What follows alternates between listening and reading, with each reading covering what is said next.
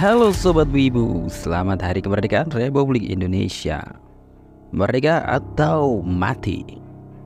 Untuk kalian-kalian yang di desanya lagi mengadakan perayaan Hari Ulang Tahun Republik Indonesia yang ke-78, cobalah sebisa mungkin untuk mengikuti agar kalian tahu bagaimana rasanya berjuang untuk sebuah kemenangan. Dan lomba-lomba yang selalu diadakan itu merupakan bentuk rasa syukur kita kepada para pahlawan-pahlawan yang telah gugur membela kemerdekaan bangsa kita. Dengan mengikuti kegiatan-kegiatan di bulan Agustus ini, puncaknya dalam rangka upacara kemerdekaan tanggal 17 Agustus, itu bisa dikatakan wujud dari nasionalisme terhadap kesatuan Republik Indonesia. Ya, sekali lagi Dirgahayu Indonesia. Semoga negeri ini semakin maju dan makmur. Oke, sekarang waktunya lanjut ke alur cerita Mushoku Tensei Season 2 episode 6. Jangan lupa sebelum nonton siapin cemilan dan minuman kesukaan kalian. Colokkan headset dan mari kita saksikan Kasumi no kokyu Shichi no kata Shibuki.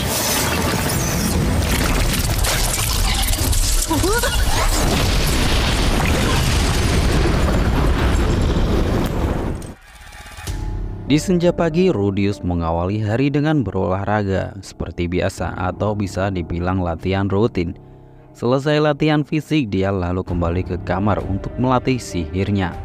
Begitulah setiap harinya kehidupan Rudius di Akademi Sihir Ranoa. Di sebuah tangga akademi, Rudius dan Zanoba sedang menyantap makanannya. Saat itu juga tanpa sengaja Rudius melihat Elinalis yang menggoda seorang cowok. Namun dia hanya memperhatikan dari jauh. Setelah selesai, dia kembali belajar sihir penyembuhan dan serangan dewa serta sihir penghalang. Karena pelajaran terlalu mudah bagi Rudius, karena sudah pernah mempelajari sebelumnya, dia hanya memperhatikan sekilas, namun tetap mengikuti pelajaran dasarnya.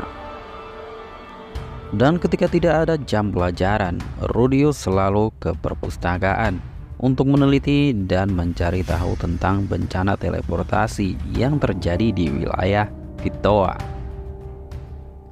Banyak buku yang ia baca, namun tak banyak dia menemukan tentang penjelasan investigasi teleportasi, sebab di dunia tersebut ada larangan tentang pengetahuan teleportasi. Menjelang malam, Rudius kembali ke kamar untuk beristirahat, namun dia masih gelisah dengan jagoannya yang tak kunjung menunjukkan tanda-tanda kesembuhan. Scene lalu berpindah ke perpustakaan. Terlihat Rudius yang sedang mempelajari buku-buku tentang teleportasi. Tiba-tiba Fitz datang menghampirinya dan meminta izin untuk duduk di samping Rudius. Rudius pun mengizinkannya dan dia mempersilahkan duduk sambil menarik kursi di sebelahnya agar dipakai duduk oleh Fitz. Fitz lalu bergegas duduk dan meletakkan buku di atas meja. Di saat yang bersamaan, Rudius mengenali buku itu dan bertanya kepada Fitz tentang buku itu apakah juga meneliti tentang teleportasi. Fitz menjawab, "Iya benar, sebenarnya aku mencari kenalanku yang juga hilang karena bencana teleportasi." Rudius pun mengucapkan belasungkawa kepada Fitz atas hilangnya temannya itu. Fitz hanya menjawab, "Tidak apa-apa, karena baru-baru ini aku tahu dia masih hidup."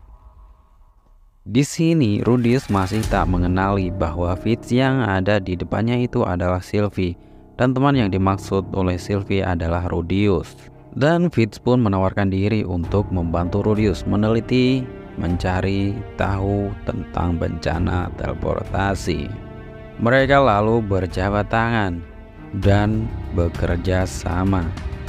Di saat mereka melakukan jabat tangan, Fitz dengan senyum manjanya diperlihatkan kepada Rudius. Alhasil Rudius tersipu malu. Dalam hati Rudius berpikir bahwa kenapa dirinya malah tertarik pada laki-laki. Rudius menyangka Fitz itu laki-laki, padahal sebenarnya Fitz adalah cewek. Mungkin dikarenakan Fitz tak memiliki simbol seorang cewek yang membuat Rudius tak mengenali gender Fitz. Beberapa saat kemudian setelah selesai meneliti, mereka berdua memutuskan untuk mengakhiri untuk hari ini dan berjalan berdampingan menuju kamar asrama masing-masing. Di perjalanan mereka pulang, Rudius mengobrol dari hati ke hati, menanyakan tentang misteri Fitz sebenarnya, tentang kacamata, tentang tempat tinggalnya, dan tentang tugas menjaga Putri Ariel. Di sini Rudius berspekulasi bahwa selama mendapatkan izin bisa masuk asrama Putri. Rudius masih mengira Fitz itu laki-laki. Fitz yang merasa dipojokkan dengan pertanyaan-pertanyaan yang dilontarkan Rudius. Ia mengatakan bahwa hari ini Rudius terlalu banyak bertanya. Kemudian Fitz menjelaskan tentang sosok guru yang mengajarkannya sihir tanpa rapalan dan juga yang menolongnya dari pembulian. Rudius memuji guru yang disebutkan oleh Fitz dan ingin bertemu dengannya. Fitz menjawab mana mungkin bisa bertemu. Lalu dia pergi dan meninggalkan senyum manisnya yang membuat hati Rudius berdebar-debar. Rudius yang bingung dengan perasaannya itu berpikir keras dan bengong karena mengira dirinya sudah tak normal lagi ketika melihat senyum Fitz yang manis. Mereka pun akhirnya berpisah menuju ke asrama masing-masing. Scene lalu berpindah di sebuah ruangan Zanoba. Zanoba terlihat sedang memohon kepada Rudius untuk diajari cara membuat patung figur. Dengan terpaksa dia melakukannya dan membuatkan sebuah patung figur. Pada saat Rudius selesai membuatkan patung figur, Rudius ingin mengantarkan ke tempat Zanoba. Di saat Rudius membuka pintu ruangan, Zanoba terlihat sedang memuja-muja patung figur dan sambil telanjang lalu memeluknya. Kemudian Zanoba diajari cara membuat patung figur oleh Rudius. Zanoba berusaha keras namun sangat sulit membentuk patung figur dengan sihirnya yang sampai-sampai dia pingsan. Setelah tersadar dia lanjut lagi, lalu pingsan lagi, dan begitu seterusnya sampai dia merasa putus asa. Melihat Zanoba yang seperti itu, Rudius memutuskan untuk metode pelatihan lain. Dan Zanoba pun semangat lagi. Akhirnya Rudius mengajari Zanoba dengan cara metode paling lawas, yaitu dengan cara memahat. Zanoba yang melihatnya sangat kagum dan semangatnya pun pulih dengan cepat. Namun saat dia mencobanya sendiri, alhasil malah gak jadi patung figur. Bahan tanah liatnya malah hancur lebur. Harapan Zanoba pun ikut hancur lebur dalam sekejap. Zanoba menangis sejadi-jadinya. Keesokan harinya Rudius kembali janjian di perpustakaan bersama Fitz dan menceritakan kejadian kemarin saat bersama Zanoba berlatih membuat patung figur. Fitz merasa bingung karena tak mengetahui tentang patung figur yang terbuat dari sihir.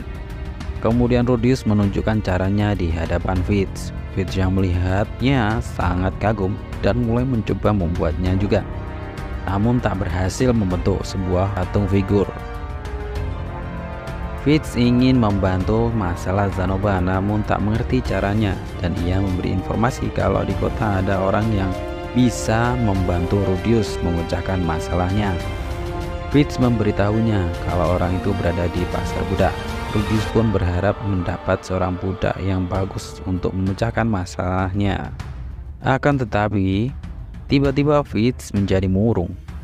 Kemudian dia berbicara agar Rudius mengajaknya ke pasar budak. Intinya Fitz ingin diajak Rudius jalan-jalan gitu. Scene berpindah lagi di suatu pinggiran kota. Terlihat 3 orang berada di sana. Mereka tidak salah lagi adalah Rudius, Zanoba, dan juga Fitz. Fitz yang baru pertama bertemu Zanoba memperkenalkan diri, begitupun juga dengan Zanoba. Setelah selesai perkenalan, kemudian mereka berangkat ke pasar budak. Mereka melihat-lihat para budak yang cocok dengan kebutuhan mereka.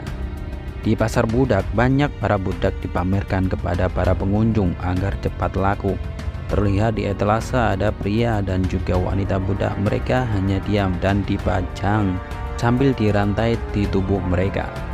Namun yang anehnya mereka dipajang dengan tanpa busana. Fitz yang melihat pemandangan itu sangat kagum karena tidak pernah melihatnya. Namun beda dengan Rudius karena sudah terbiasa dan apalagi penyakitnya masih belum sembuh. Melihat budak-budak yang telanjang di etalase jadi ya biasa saja. Rudius berkata kepada Fitz, nanti lama-lama senpai akan terbiasa juga kalau sering melihat hal itu. Fitz yang mendengar penjelasan dari Rudius sedikit salah paham dan sedikit murung. Zanoba yang di sampingnya memotong pembicaraan dan mengingatkan bahwa yang mereka cari adalah budak yang mahir dalam ilmu sihir. Fitz menyarankan untuk mencari budak sihir yang masih belia, yang mudah dan cepat bisa menyerap pelajaran sihir. Rudius bertanya kepada Fitz, kenapa begitu? Fitz pun menjawab, sihir tanpa rapalan akan lebih mudah diajarkan pada usia belia. Setelah mendengarkan penjelasan dari Fitz, Rudius pun berpikir sejenak dan memutuskan mencari budak yang belia untuk diajari sihir tanpa rapalan. Setelah berdiskusi, mereka menemui pedagang budak untuk mengetahui ciri-ciri budak yang mereka cari. Beberapa saat kemudian hasilnya pun muncul dan ciri-ciri yang disebutkan Rudius dan teman-temannya didapatkan.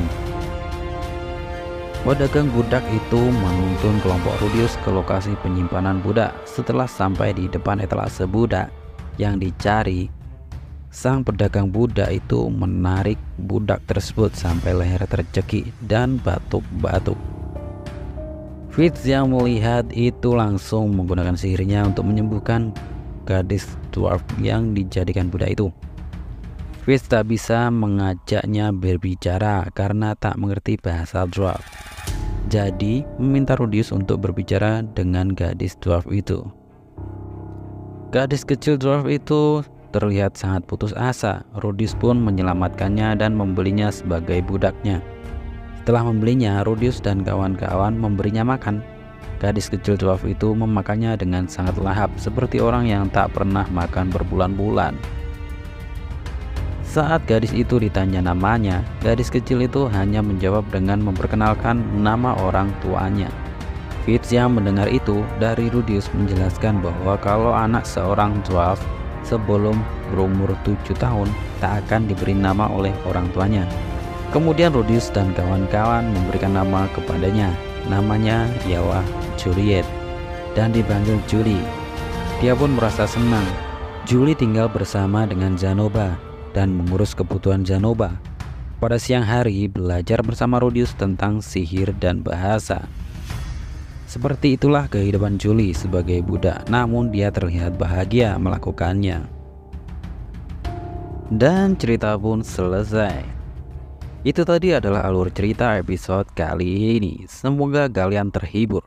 Jika ada salah kata atau kurang berkenan dengan Sobat Wibu, mohon maaf karena sejatinya manusia itu tidaklah sempurna. Jadi Mimin sangat butuh kritikan sepedas mungkin seperti rasa sambal. Baiklah, Mimin mau pamit undur diri dulu. Sebelum itu, jika kalian terhibur, jangan lupa tinggalkan jejak dengan pencet tombol subscribe, nyalakan lonceng agar dapat notifikasi update terbaru alur cerita episode selanjutnya. Terima kasih, sampai jumpa. Good luck and have a nice day.